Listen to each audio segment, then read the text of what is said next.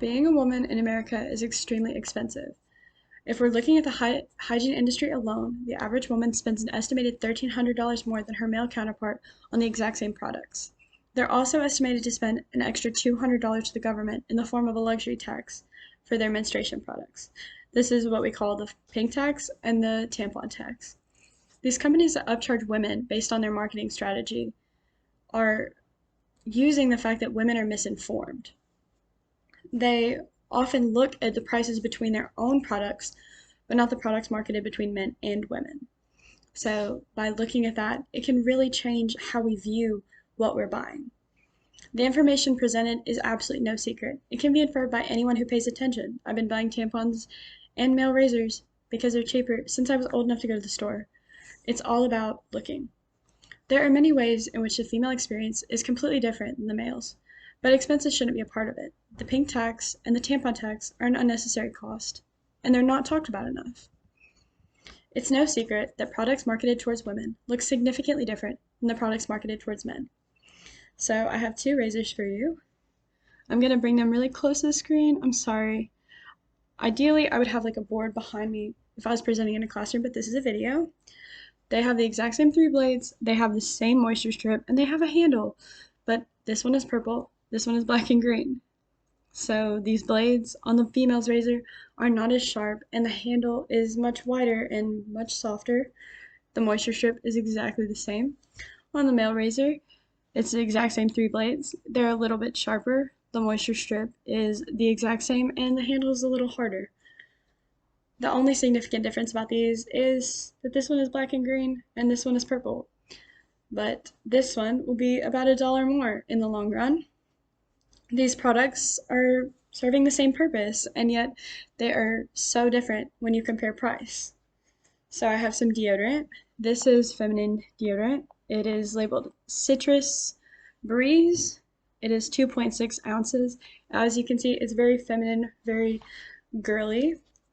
This deodorant is Degree. Its smell is black and white, and it is marketed surely based on the fact that it lasts 72 hours. It really has nothing to do with the smell.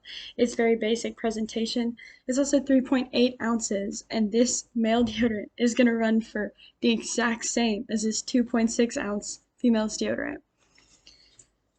The math is not adding up. These products, again, are serving the same purpose, and yet they're so different price-wise. If I were to pull male deodorant that was 2.6 ounces, it would look significantly cheaper. But not only are these women spending so much money on just their products, they're also spending money on a process that's completely natural to their body. Women already earn an average of 23% less than their male counterpart in the workplace.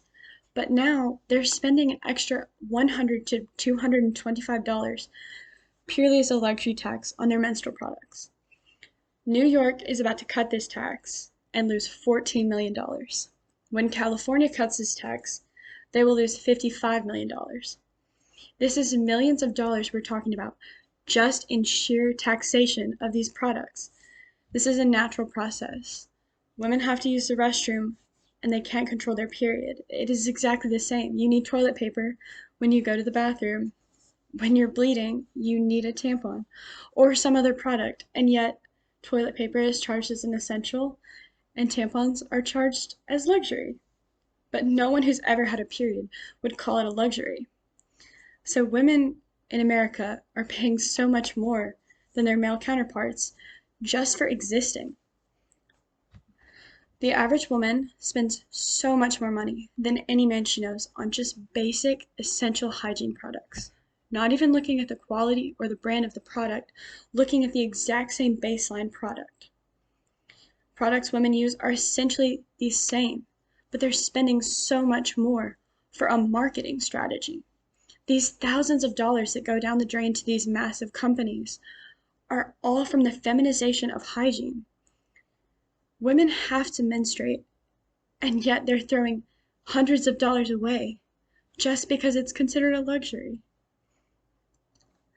Not even including the actual price of the product, which men will never have to buy, but just the tax, they're losing hundreds of dollars. Being a woman is so expensive.